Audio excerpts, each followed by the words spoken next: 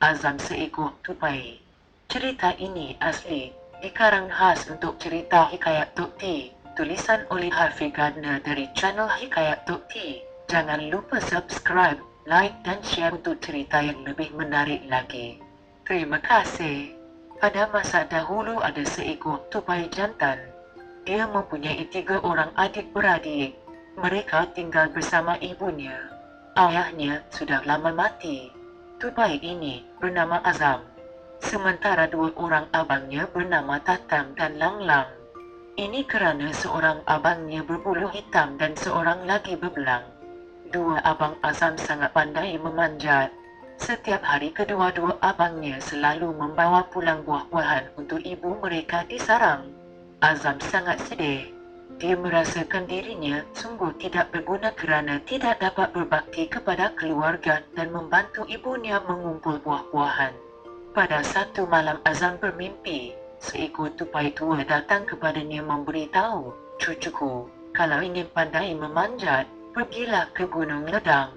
Di sana ada sebatang pokok kelapa sakti yang tinggi, minum dari airnya yang paling muda. Air itu air sakti. Sesiapa yang meminumnya akan pandai memanjat. Ingat, jangan ceritakan mimpi ini pada sesiapa. Kalau tidak semua kesaktiannya akan hilang," ucap tupai tua itu. Azam terbangun dari mimpinya.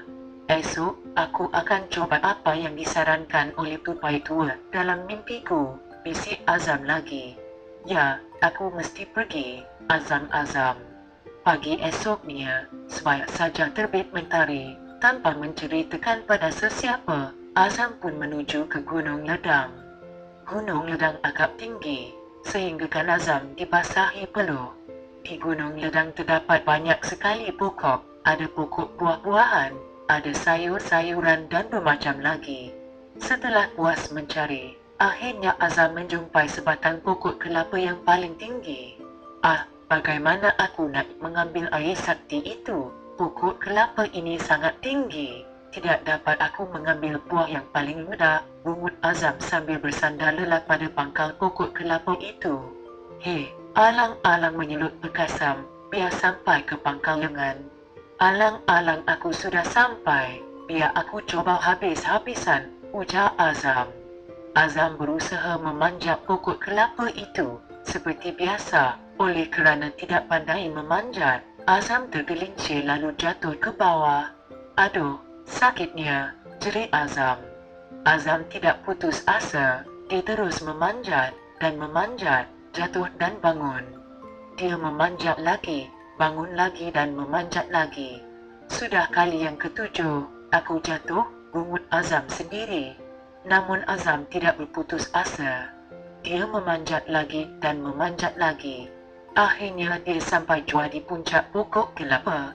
Azam sangat gembira. Dia segera mengambil buah kelapa yang paling muda, menebuknya dan meminum airnya. "Aku akan pandai memanjat selepas ini." Tiba-tiba Azam tersedar. Bukankah dia sudah pandai memanjat? Kalau dia tidak pandai memanjat, masakan dia dapat sampai ke puncak pokok kelapa? Barulah Azam sedar, selama ini bukan dia tidak pandai atau tidak boleh memanjat. Azam yang tidak mahu mencuba tidak rajin berlatih dan belajar memanjat.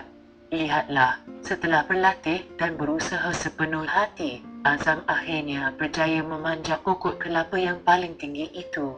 Mulai hari itu, Azam menjadi seekor tupai yang berguna untuk keluarga. Dia selalu membawa pulang buah-buahan yang lazat dari pohon-pohon tinggi di Gunung Ledang. Azam menjadi tupai yang semakin berani dan rajin.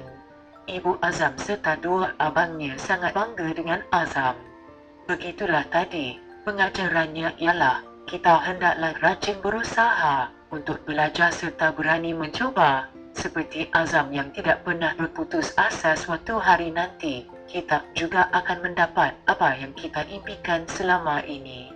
Terima kasih kerana mendengar Hikayat Tok T. Jumpa lagi di lain cerita.